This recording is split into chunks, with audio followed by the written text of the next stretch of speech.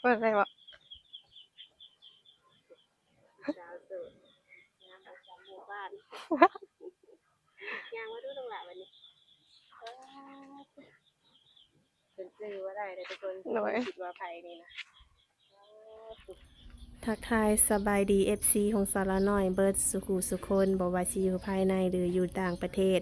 ก็ยินดีต้อนรับเข้าสู่ช่อง YouTube ของสารน้อยอีกแล้วทุกคนได้เปิดภาพมาในมื้อนี้ก็อยู่หน้าผู้สาวโสดเนาะทุกคนซึ่งแบบหน้าเพิ่นก็ตกกล้าแล้วเนาะเพราะว่าช่วงนี้ก็เริ่มมา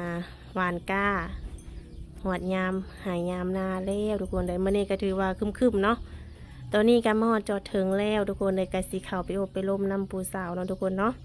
ที่ผ่านมาน้องเพิ่นเคยมีครอบครัวบ่เป็นสาวโสดที่ยังบ่เคยสร้างครอบครัวหรือว่ามีมาแล้วเนาะเป็นจังใดนั่นก็เข้าไปโอลมนำกันเนาะแล้วก็เข้าไปสอบถามพร้อมๆกันทุกคนเลยโดยทุกคนเปิดภาพมาในมื้อนี้ก็อยู่กับผู้สาวเนาะทุกคนเนาะโดยสบายดีน้องล่ะ สบายดี มื้อนี้ก็คือผู้สาวผู้จุกผู้งามอีกเนาะทุกคนเนาะโดยแนะนำชื่อในอยเดูน้องล่ะสบายดีน้องชื่อว่าคำนางอายุ20ปีน้องคำนางแม่นอายุ20ปีแล้วโดยอืมโดยอายุ20ปีเต็มบ่น้องล่ะแม่นอืมหายหน้าหายตาไปโลดเนาะน้องเนาะจนว่า FC เพิ่นบางคนเพิ่นอาจจะจำได้เนาะแม่แต่นว่าบางคนเพิ่นอาจจะจำบ่ได้โดยคือน้องก็เคยเปิดใจเนาะ แม่นเคยเปิดอยู่แต่ว่ามารอบนี้นี่งามขึ้นกว่าเก่าเลยสิเฮ็ดหยังมาแต่ว่ารักษาตัวเองอะอืเริ่มมดูแลตัวเองแบบแตะกี้นะดำแล้วก็หน้าก็วูบเข้าน้ำแล้วก็จ้อยตอนน้ำหนักตอนนั้นน่ะ45โล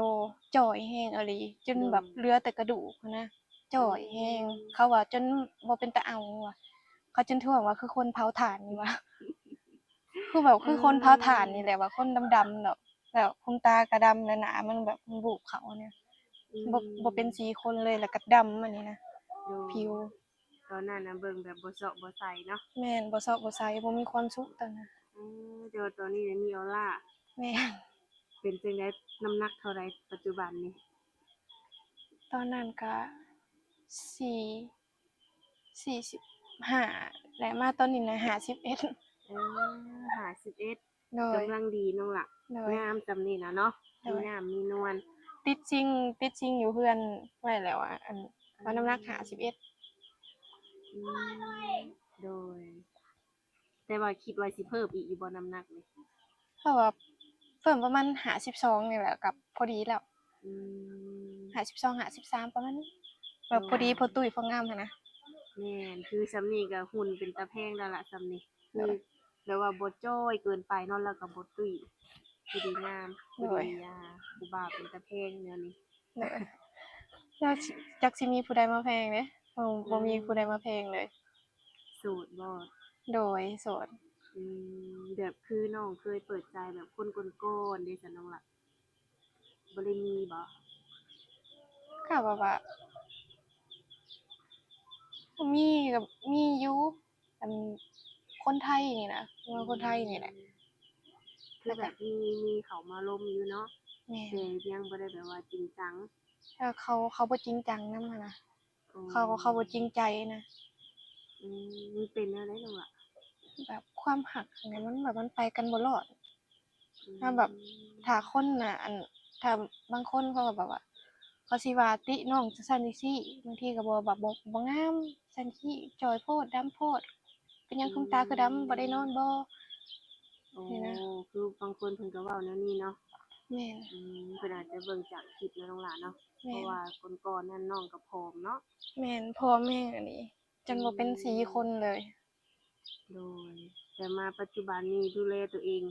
แม่นก็ถือว่าเปลี่ยนคนละคนเลยแม่นแล้วก็ทาผิวอบผิวนี่นะใส่เสื้อ2ชั้น3ชั้นอบ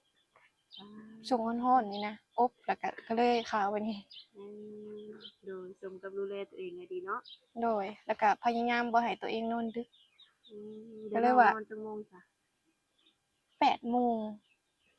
น 8 โมงครึ่งหรือว่า9 โมงนี่นะบ่ให้นอนดึก ก็เลยว่า อืม พอไข้แหน่อันนี้แบบขอบตาเนี่ยพอไข้แหน่ อืม มันบ่คือเก่า โดยเบิ่งจังใดก็เป็นตาแพงรอบนี้ โดย บ่คือน้องงามขึ้นกว่าเก่าแบบนี้เวลาไปหันไปนี่เด้จ้ะผู้บ่าวนี่ต้องมีแบบว่า ก็ว่าถ้าออกไปนอกก็ย้านแบบ อันนี้นะมันแบบผิวมันไหม้อะนะ อืม แต่ก็มีอยู่คนแบบคนท้องไส้แต่ก็บ่เชยชาเนาะ โดย แล้วก็บ่แบบบ่มักหยอกอะนะ เออ เป็นคนบ่มักหยอกอยู่แล้ว ซื่อ บ่อินกับทางนั้น ๆ แม่น อืม แบบว่าบ่อินแบบว่าก็มักหยอกนี่นะ มักหยอกแต่อีกอย่างนั้นน้องก็บ่ได้แบบมักหยอกไง อืม อย่างแบบนี้นะ บ่มักแบบนั้นแม่นบ่ แม่นบางทีน่ะหยอกแรงเกินไปนะน้องก็อยากหาย หยอกอันใดผิดน้อยหนึ่งนี่คือหายโลด โดย ก็คือแบบมื้อนี้น่ะก็ถือว่าออกมาเปิดใจใหม่เนาะน้องล่ะ โดย ก็คือน้องนี่ก็เรื่องอายุอิหยังเด้จ้ะ อายุนี่ก็บ่จำกัด อืม บ่จำกัด แม่น 50-60ก็ได้ 50-60ก็ได้ อืม แต่ว่าบ่จำกัดเรื่องอายุอยู่แล้ว เพราะว่าแบบเป็นคนแบบว่ามักแบบคนรุ่นใหญ่เนาะ แล้วก็น้องก็เป็นแบบว่าเป็นคนมักคนรุ่นใหญ่นี่นะ มักคนสูงอายุแบบนี้ อืม เป็นจั่งใดน้องล่ะคือว่ามักผู้บ่าวรุ่นใหญ่แท้ แบบว่าเขาแบบว่าในอนาคตบางทีแบบว่าแต่งงานหรือว่าเอากันไปนี่นะเลือกเขาแบบว่าดูแลเราได้ในอนาคตนี่นะ อืม ดูแลเราได้ แล้วมีทุกสิ่งทุกอย่างพร้อมให้เรา นะ มีทุกอย่างพร้อมเบิดแล้ว งานการอิหยังอะเรือนอิหยังก็มีพร้อมเบิดแล้วจังซี้อะแต่ถ้าเขาแบบว่าผู้ใหญ่น่ะเขาสิมอบความรักให้หั้นนะดีกว่าแบบวัยรุ่นทั่วๆไปแบบว่าแบบมันอันนั้นโพด อืม ถ้าผู้ใหญ่นะแบบผู้ใหญ่ที่ว่าอายุหลายกว่าน้องนี่บางเที่ยว่าเขาสิแบบแพงเด็กน้อยเนาะแบบว่า คือแบบเขามอบความรักให้ลูกเนี่ย อืม ประมาณนี้นะมักคนรุ่นใหญ่แบบว่าเขาแบบนิสัยดี โดย เขาแบบเขาอ่อนโยน อืม แต่น้องบ่ได้ติเนาะ แม่นบ่ได้ติ เพราะว่าแบบมักแบบนี้ มักแบบนี้เนาะ มัก แม่น รุ่นใหญ่มีอายุ แม่น แบบวัยรุ่นคือกันนี่ถือว่าบ่มักแม่นบ่ แม่น เออก็คือคันว่าเพิ่นมีลูกมีเต้ามาก่อนนี่จังว่าคือมีเมียแบบนี้ เคยมีลูกมีเต้ามีเมียก็บ่ตินะเพราะว่าแบบเขาเลิกกันกับเมียแล้วนี่นะบ่ติ ถ้าว่ามีลูกก็ดี ถ้าลูกเขายอมรับในตัวของน้องอะนะเขาบ่ได้ว่าหยัง ก็รักแพงกันแบบว่าส่ำพ่อแม่แท้ๆนี่แหละ ส่ำลูกในไส้ตัวเอง พร้อมที่จะรักลูกเพิ่นเนาะ แม่นพร้อมที่จะรักลูกของแบบฝ่ายชายนี่นะเพราะว่าถ้าแบบว่าอันลูกฝ่ายชายน่ะยอมรับในตัวของแบบว่าแม่ใหม่ผู้นี้นะก็บ่ได้ว่าหยังแบบว่ารักลูกฝ่ายชายนะคือลูกแท้ๆคือลูกในไส้เลือดๆนะรักลูกเขา โอ้ก็ถือว่าแบบว่าความพร้อมนี่ก็ถือว่ามีอยู่บ่น้องหลาแบบพร้อมในการสร้างครอบครัวของน้อง พร้อมเสมอแต่ว่าบ่มีคนมา เอ้าสร้างว่าแท้บัดนี้ ถ้าบ่ ถ้า มี ว่า อัน รอ เนี้ย บนี้มีเด้น้องหล่ะอะคุยกันตั้งแต่มื้อนี้น้องต้องการเวลาจักเดือนจังสิแบบพร้อมสละโสดนี่ ประมาณเดือน2เดือนนี่แหละประมาณนี้ เดือน2เดือนบ่ แม่นบางทีแบบว่าอันทางแบบว่าฝ่ายชายบางทีเขาใจร้อนเด้บางทีแบบว่าอันก็เดือน2เดือนก็ได้บางทีน่ะเขาคบดึงบางทีน่ะเขาคบกันบ่ฮอดเดือนหนึ่งนะเขาก็แต่งเอากันเลยค่ะ อืม บางคนน่ะนะ เนาะ แม่น โดย แล้วก็บ่ติแหล้ว ก็ถือว่าน้องก็พร้อมสร้างครอบครัวเนาะน้องล่ะ แม่น โอ้ พร้อมสร้างครอบครัว คือปีนี้อายุ20ปีแล้วเนาะ แม่น20ปีแล้ว ถ้าว่ามีครอบครัวนี่ก็คือแบบว่าน้องสิไปอยู่นำสามีได้บ่ ได้ อืม ถ้าไปอยู่นำสามีนะแบบเรื่องนี้มันบ่มีปัญหา ถ้าเฮ็ดพาสปอร์ตให้จ้างค่ารถค่ากินให้นี่นะพร้อม เดี๋ยวว่าเพิ่นออกให้เนาะ แม่น ทางนี้เนาะ แม่นก็คือความหมายน่ะให้แบบถ้าเพิ่นออกให้ก็สิไปนะ อืม ถ้าเพิ่นบ่ออกให้ก็บ่ไปเพราะว่าทางฝ่ายหญิงก็บ่มีเงินไป โดยเพิ่นต้องเฮ็ดให้เฮาเห็นเนาะ แม่น ว่าเพิ่นสามารถดูแลเฮาได้บ่เนาะ แม่น แล้วน้องมีสเปคตายตัวบ่ บ่ บ่ อัน มีบ่ ก็บ่ปานใด มักแบบคนเว้าจาสุภาพ มักคนหล่อ คนหน้าตาดี สูงขาวแบบนี้หั้นน่ะ แบบเรื่องหน้าตานี่แบบสูงขาวนี่บ่เป็นหยังนี่นะแบบว่าก็แบบคนเตี้ยคนสูงก็ได้ หน้าตาบ่เกี่ยว ผิวสีแทนสีขาวก็ได้เบิด นั่นน่ะ ได้เบิดเนาะ แม่นว่าผู้บ่าวบ่ติอยู่แล้ว แบบผู้บ่าวกินเหล้ากินเบียร์ได้ซะน้องล่ะ กินเหล้ากินเบียร์ก็ให้กินเป็นเวลานี่นะ โดย กินให้เป็นเวลากินหลายเกินแบบเกินกำหนดโพดน่ะมันบ่ได้เด้ แบบว่าหรือว่าแบบหมู่คู่นัดแนวนั้นแนวนี้ว่าชวนกันออกไปกินเบียร์เด้อซั้นซี้ก็บอกแล้วก็บ่ให้กินหลายเกินกำหนดนี่นะกินน่ะพอดีพองามกินแบบนี้ อืมโดยโอ้ถือว่าแบบเรื่องนี้ก็คือน้องก็บ่ได้ถึงขั้นว่าบ่ให้กินเนาะ โดย กินได้เนาะ แบบว่าเรื่องนี้นะน้องให้กินนะให้กินแบบว่า อืม บ่แม่นว่าบ่ให้กินนะให้กินอยู่แต่ว่าให้กินแบบกำหนดหั้นนะ พอดีพองามเนาะ พอดีพองามอย่าให้สลึมสลือมานี่พอแห้งอีกแล้ว แต่ว่าส่วนใหญ่ถ้าว่าเป็นหนุ่มที่ว่ามีอายุเพิ่นจะเลิกเนาะแบบนี้นะบ่คือวัยรุ่น เพราะว่าบางคนเขาก็ว่ามีโรคประจำตัวเขานี่นะบางคนเขาก็กินแบบเขาบ่กินแบบนี้นะ โดยแบบอาชีพของผู้บ่าวเลยจ้ะน้องล่ะ อาชีพของผู้บ่าวนี่ก็ได้แบบสิเฮ็ดงานหยังก็อยากรับได้ อืม เฮ็ดงานหยังก็อยากได้เบิดหั้นบ่ได้ติเรื่องแบบเฮ็ดงานหยังคือว่าสิเฮ็ดงานก่อสร้างบ่เฮ็ดงานรับจ้างเกี่ยวข้าวบ่หรือว่าเฮ็ดงานบริษัทบ่เฮ็ดงานอันนั้น อืม โรงงานบ่ก็บ่ได้ติหั้นนะ อืม น้องบ่ได้ติ ก็เข้ามาโอ้มาร่วมน้ำน้องได้เนาะ แม่น บางทีลมกันเข้าใจกัน อาจจะได้เป็นสู่เป็นแฟนก็มีเนาะ แม่น อืมโดยคือน้องนี่วัย20ปีนี่กำลังมักลิ้นมักเที่ยวเลยน้องหลายส่วนตัวน้องมักไปอยู่บ่ ก็ก็ไปดนๆเทื่อเดียวดนๆสิได้เห็นหมู่คู่เทื่อหนึ่งนี่นะ อืมแต่ก็คือแบบโดนๆไปเทื่อเนาะก็มีอยู่เนาะ แม่นก็มีอยู่ว่าเป็นยอมรับว่าเรื่องไปเล่นไปเที่ยวนี่ไปแต่ว่าบ่ได้ไปดุบ่ได้ไปคุมื้ออันนั้นนะ อืม คือว่าเกือบเข้าเดือนหนึ่งหรือว่าอันเดือนปลายนี่ก็ไปเทื่อหนึ่งแล้วเพราะว่าอยู่เรือนก็ค่าเวียกค่างานแหน่หั้นนะช่วยพ่อช่วยแม่พ่อแม่ก็บ่แข็งแรงนะ อืม ก็อีต้นเพิ่นก็เลยว่า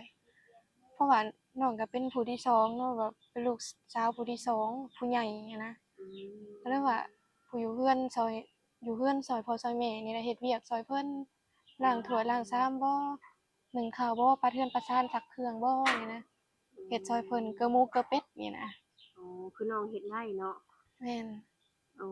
แบบแนวอยู่แนวกินเลยจ้ะน้องล่ะ แนวอยู่แนวกินก็น้องก็เป็นคนเฮ็ดอยู่คือกัน โอ้เฮ็ดเป็นเบิดเนาะ แม่นแกงกบแกงไข่อิหยังได้เบิด เออ ตอกตำอิหยังน่ะ โดยโอ้บ่ได้งามอย่างเดียวเดะนี่เฮ็ดแนวอยู่แนวกินเป็นเบิดคือสิถูกใจหนุ่มๆอยู่เนาะ หรือว่าสิมาหลินมาเที่ยวก็ได้มาหลินมาเที่ยวนำน้องนี่ก็จังได้ฮู้กับตาเด้ มาได้บ่ มาได้ เดี๋ยวสิแบบว่าเฮ็ดต้มเป็ดให้สุกิน สิบ่ปบเพิ่นติ บ่ปบดอกบ่ปบทางนี้นะบ่ปบอยู่แล้ว โดยรอบนี้ถือว่าให้เพิ่นมาเนาะสิต้มเป็ดให้เพิ่นกินบ่ แม่นเพราะว่ามีเป็ดอยู่ ถ้ามาเยี่ยมแล้วก็สิเฮ็ดแนวกินลาบเป็ดบ่ปิ้งเป็ดบ่ต้มเป็ดบ่นี่นะ น้องเฮ็ดได้บ่ เฮ็ดได้ โอ้เก่งอะดีเนาะต้องคุยกันก่อนบ่น้องหละก่อนสิมานี่ แม่นต้องนัดกันก่อน ต้องแจ้งบอกน้องก่อนว่าสิมามื้อใดก็ต้องแจ้งบอกน้องก่อนนะ อืมโดยยันว่าน้องบ่ว่างเนาะ บางทีน้องบ่ว่างแน่นะก็ต้องนัด นัดน้องก่อนแล้วก็ อืม น้องก็สิหามื้อหาเว้นนี่นะ โดย น้องก็สิหามื้อหาเว้นน่ะแบบมาเล่นนำนี่นะ อืโดยโอ้รวมๆเกี่ยวกับหนุ่มๆนี่น้องก็บ่ได้มีข้อติเนาะน้องหล่ะเนาะ โดย แต่ว่าแบบคือฮอดช่วงลงนาแบบนี้น้องก็ได้เฮ็ดนาบ่ เฮ็ดอะไรแบบว่าน้องก็เป็นผู้อันนั้นหว่านเขาแล้วก็สอนเอาขี้มันอันนั้นน่ะขี้เหงื่อมันในไถนาน่ะข้าวน้องงามทุกปี เออ ข้าวงามทุกปีข้าวแบบว่าขาวหั้นนะคือข้าวเกรด A นี่แหละ เอโอ้งาม ค่ะ บ่พอเฮ็ดนาเป็นอีก แม่น โอ้ เสียดายแต่อย่างเดียวนะไถนาบ่เป็น ว่าตัวน้อยๆแบบนี้ก็มอบให้เป็นหน้าที่ผู้ชายซะเนาะ แม่น เออ แบบว่าลกกาอิหยังน่ะเป็นเบิดเกี่ยวข้องเกี่ยวเขาได้เบิดนี่นะ อืม เพราะว่าพ่อแม่ให้เฮ็ดแต่ยังน้อยหั้นนะ โอ้ หนึ่งแนวอยู่แนวกินก็คือกันนะเพิ่นให้เฮ็ดแต่ยังน้อยให้สอนน่ะนะใหญ่มาก็จังเป็นน่ะนะ อืม ดีกว่าบ่เป็นเนาะ แม่นความเนาะแบบว่าเฮาไปอยู่ไสก็สิได้เอาตัวรอดได้เนาะ แม่นไปไสมาไสน่ะเขาก็คนเขาจังหักจังแพงนี่นะคนดุคนหมั่นเห็นแบบว่าอันนั้นดุหมั่นแต่ยังน้อยว่าอันนั้นแล้วก็ใหญ่มาแล้วก็ไปเฮ็ดเวียกอยู่ไสกันแล้วก็รอด โดยแม่นความน้องว่าเนาะ แม่น ก็คือผู้บ่าวแบบนี้น้องล่ะคือว่าน้องนี่ว่าเบิดหน้าตาของเพิ่นนี่ได้เบิดแม่นบ่ แม่น แต่แบบสมมุติว่าแบบเพิ่นอาจจะแบบ60แบบนี้นะกับ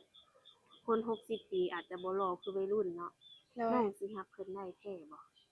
แท้เพราะว่าแบบว่าแบบน้องก็บ่ได้ติอยู่แล้วเพราะว่า60ก็ อืม ประมาณ30 40 50 60นี่นะ อืม ได้เพราะว่ารุ่นที่น้องมักเด้ คืออันนี้น่ะส่วนตัวน้องมักผู้บ่าวรุ่นใหญ่อยู่แล้วเนาะ แม่น อืม เขาแบบว่าเขาดูแลดีเด้ในอนาคตก็ โดย เขามีพร้อมทุกอย่างเขาหักแพงเราเขาดูแลเอาใจใส่เฮานี่นะ อืม เพราะว่าใจแหลกใจนะ โดย ซึ่งกันและกัน เนาะก็ถือว่าปัจจุบันนี้สถานะหัวใจนี่โสด100%เนาะ แม่นหัวใจนี่ยังว่างอยู่ ยังเปิดประตูอยู่ยังบ่ได้ปิดซ้ำ โดยถ้าว่ามีผู้บ่าวเพิ่นเข้ามาแล้วเพิ่นสิพร้อมดูแลเบิดนี้นะให้น้องคิดใจน้องก็สิพร้อมเลยบ่หรือต้องเบิ่งกันไปอีก ประมาณน้องก็สิเบิ่งประมาณจัก3มื้อหรือว่าหาอาทิตย์หนึง ประมาณนี้ บ่3มื้อก็อาทิตย์หนึ่งนี่นะน้องก็สิเบิ่งใจเพิ่น โดย แล้วก็สิพร้อมปิดคลิปให้เพิ่น อืมก็ถือว่าบ่ได้หล่นเนาะ แม่น โอ้ถ้าว่าในการปิดใจแต่ว่าเพิ่นก็ต้องแบบว่าพร้อมสิเข้ามาหาเฮาหรือว่าจะมีเฮาอะดีเนาะน้องหลานเนาะ แม่น บ่ตัวบ่ต้มกันเนาะ แม่น โดยก็คือมื้อนี้สิไปทางไหนอยู่บ่มื้อนี้ค่ะ ว่าบ่ได้ไปทางใดเลยแบบมาหลินอยู่นะ อืมบ่ได้สิไปทางใดเนาะ แม่ เห็น น ว่านัดหมู่นัดครูไปหันไปนี่ ว่าแบบบ่ได้สู่ไปดอกเพราะว่าบ่ได้มักไปปานนั้น อืมอยู่บ้านอยู่นา แม่นบ่มักแบบว่าไปเป็นโพดขนาดไปน่ะโดนๆไปเทื่อนะพ่อแม่ยังหายเลยก็เลยบอกว่าโอ้คิดไปคิดมาว่ากูไปดีกว่า คือว่าแหละลูกสาวงามนี่เพิ่นก็เลยห่วง แม่ คือน ช่วงนี้งามขึ้นกว่าเก่านี่ก็ยังห่วงนักขึ้นอี โด ก ยยังห่วงนักเนี่ยคุมื้อนี่ก็เมื่อวานนี่ก็จมอยู่ แล้วเพิ่นบ่อยากได้ลูกเขยบ่ซั่น อยากได้แต่ว่าแบบห่วงอะนะยันแบบว่าแบบเวลาขับรถเป็นนั่นเป็นนี่นี่นะ อืม เป็นนั่นเป็นนี่นะแบบเป็นมามันยากอันนั้นคือว่าอันนั้นแบบว่าน้องก็เคยถูกตำรถล้มมาแล้วอะนะเพิ่นเป็นห่วงก็ย้อนอันนี้แหละแต่กี้เพิ่นบ่ได้เป็นห่วงดอกไปได้เบิด อืม ช่วงหนึ่งน่ะไปตลอดไปดุไปดันจนแบบอันนั้นไปแต่ก็มานอนเฮือนอยู่มานอนเฮือนคุมื้อแต่ว่าไปเล่นกับหมู่บัดรถล้มซะบางทีก็รถต่ำซะ อืมนี่คือเป็นสาเหตุที่ว่าพ่อแม่นี่ห่วงเนาะ แม่น อืม เพราะว่า เหม่อลอยอะนะแบบมันเมื่อยเหม่อลอยเฮ็ดเวียกหลายมันเมื่อยอืบางมทีก็อยากไปพักจิตพักใจอยู่วัดนั่นอยู่วัดอยู่ศีลอยู่ธรรมแหน่ว้าสิผิดไปฮอดพุ่นแล้วบ่ เอแม่นโอ้บ่น่าเชื่อเด้นี่น่ะปกติต้องเป็นอายุ40-50พู้นเดะน้องหลายจังคิดอยากไปพักจิตพักใจอยู่ศีลอยู่ธรรมแบบนี้แต่ว่าบางทีก็น้องก็ไปแบบไปวัดมหาสงฆ์นั่นแหละแบบว่าไปแบบอืว่าไปมบริจาคน้ำอิหยังเงี้ยน่ะอ๋บางทีอก็ไปถ้าแบบว่าอันมีเงินก็ไปบริจาคน้ำแล้วก็ไปอันบริจาคเงินอืนี่นะมบางทีโดยก็คือว่าได้ทำบุญเนาะแม่นอืเขาเรียกมว่าทำบุญนะ อันนี้ก็คือแบบปกติชีวิตมนุษย์เฮาเนาะน้องหลานเนาะกินแหน่ทานแหน่เฮ็ดบุญแหน่เนาะโดยอืมแล้วคือแบบว่าเวลาสิลงผู้บ่าวน้องมีอยู่บ่ซั้นนี่นะแบบบ่ได้ อืมแล้วคือสมมุติช่วงเปิดใจแบบนี้นะผู้บ่าวทักมาโทรมานี่ได้บ่ ได้แบบว่าอันก็ต้องบอกก่อนว่าอันน้องคำนางผมโทรหาได้ไหมแบบว่าแบบนี้ก็ได้ต้องคุยกันก่อนเนาะแม่เพื่อนสะดวกรับสายไหมเนาะอีหยังประสะดวกมาณนี้รับสายไหมหรือว่าว่างไหมอาโดติดงานยอยู่หรือเปล่าต้องเว้าไว้ต้องนี่นะถามกันก่อนแม่นบ่แม่นเอคันว่าแบบยังบ่ทันได้ถามหยังโทรมานี่บ่ได้เนาะบ่ได้นะทางนี้ก็ตกใจแล้วอ้าวไปเออโดยก็คือทุกอย่างต้องร่วมกันด้วยเหตุผลเนาะน้องหละแม่นอืมโดยมื้อนี้ก็ถือว่าบ่มีหยังหลายเนาะน้องหละเนาะมาเปิดใจใหม่เนาะโดยก็ให้สมรักสมหวังเนาะน้องหละ โดยมีแต่ว่าให้น้องดูแลตัวเองแบบนี้ตลอดไปเนาะโดยสิได้ขอบใจไปทางใดก็ผู้บ่าวเป็นตาฮักตาแพงเด้นี่นะ โดยถ้ามาเบิ่งตัวจริงนี่ก็ขาวกว่าในกล่องอยู่แหมเอองามทุกคนเลย มารอบนี้นี่ยอมรับว่าน้องนี่งามขึ้นกว่าเก่าก็โอเคเนาะน้องหลานเนาะจังใดก็ไว้พบพ้อกันในคลิปหน้าเนาะโดยโดยสบายดีน้องหลานสบายดีอืม